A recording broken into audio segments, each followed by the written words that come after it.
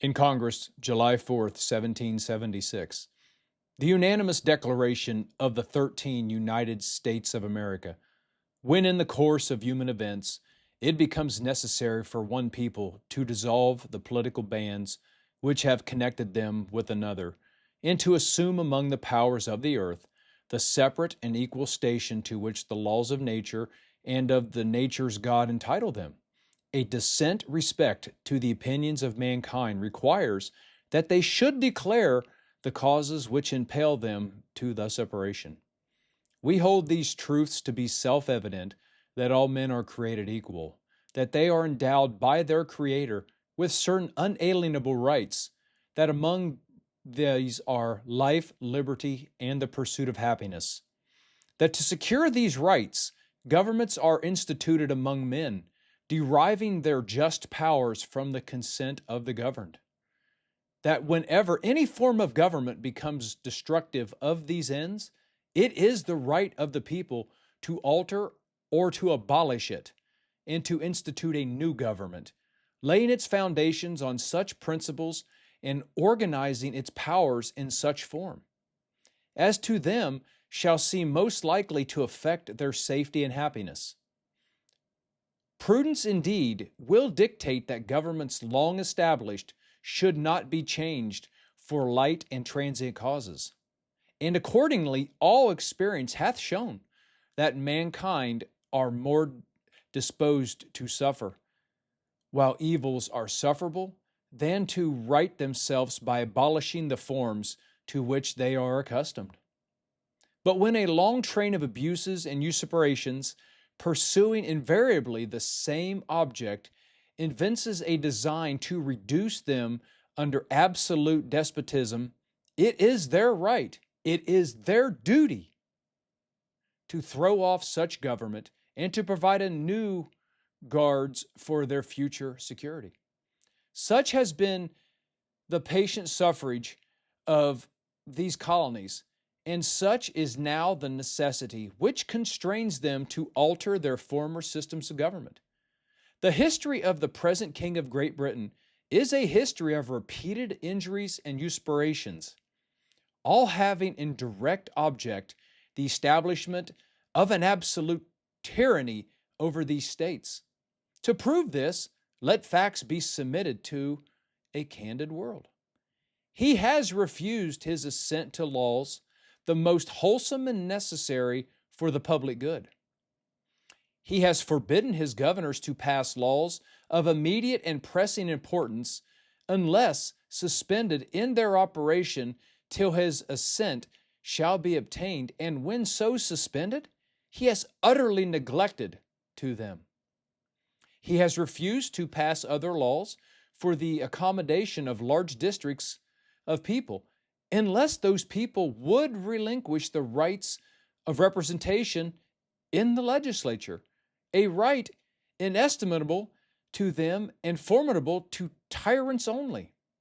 He has called together legislative bodies at places unusual, uncomfortable, and distant from the depository of their public records, for the sole purpose of fatiguing them into compliance with his measures.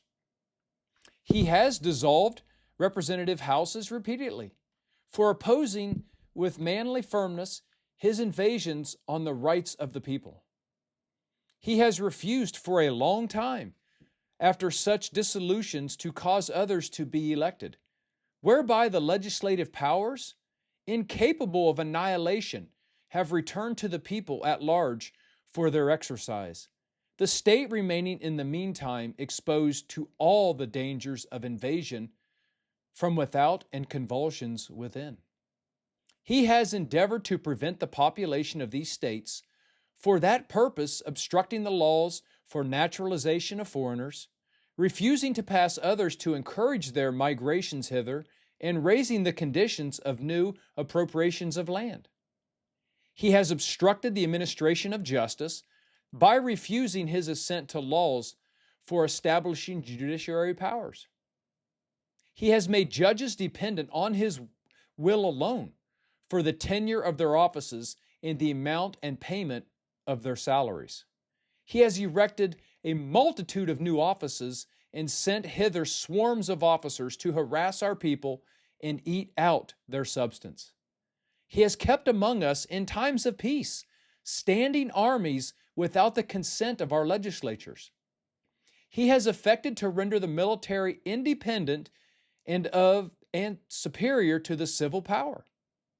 He has combined with other in subject to a jurisdiction foreign to our Constitution and unacknowledged by our laws, giving his assent to their acts of pretended legislation, for quartering large bodies of armed troops among us, for protecting them by a mock trial from punishment for any murders which they should commit on the inhabitants of these states, for cutting off our trade with all parts of the world, for imposing taxes on us without our consent, for depriving us in many cases of the benefits of trial by jury, for transporting us beyond seas to be tried for pretended offenses, for abolishing the free system of English law in a neighboring province, establishing therein an arbitrary government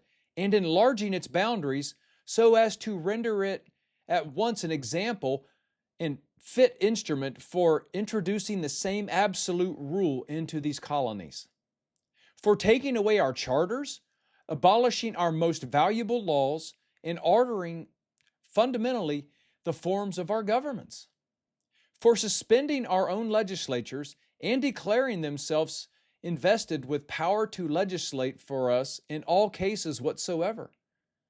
He has abdicated government here by declaring us out of his protection and waging war against us. He has plundered our seas, ravaged our coasts, burnt our towns, and destroyed the lives of our people. He is at this time transporting large armies of foreign mercenaries to complete the works of death, desolation, and tyranny, already begun with circumstances of cruelty and perfidy scarcely paralleled in the most barbarous ages and totally unworthy the head of a civilized nation. He has constrained our fellow citizens taken captive on the high seas to bear arms against their country, to become the executioners of their friends and brethren, or to fall themselves by their hands. He has excited domestic insurrections among us and has endeavored to bring on the inhabitants of our frontiers, the merciless Indian savages, whose known rule of warfare is an undistinguished destruction of all ages, sexes, and conditions. In every stage of these oppressions, we have petitioned for redress in the most humble terms. Our repeated petitions have been answered only by repeated injury. A prince whose character is thus marked by every act which may define a tyrant is unfit to be the ruler of a free people. Nor have we been wanting in attentions to our British brethren.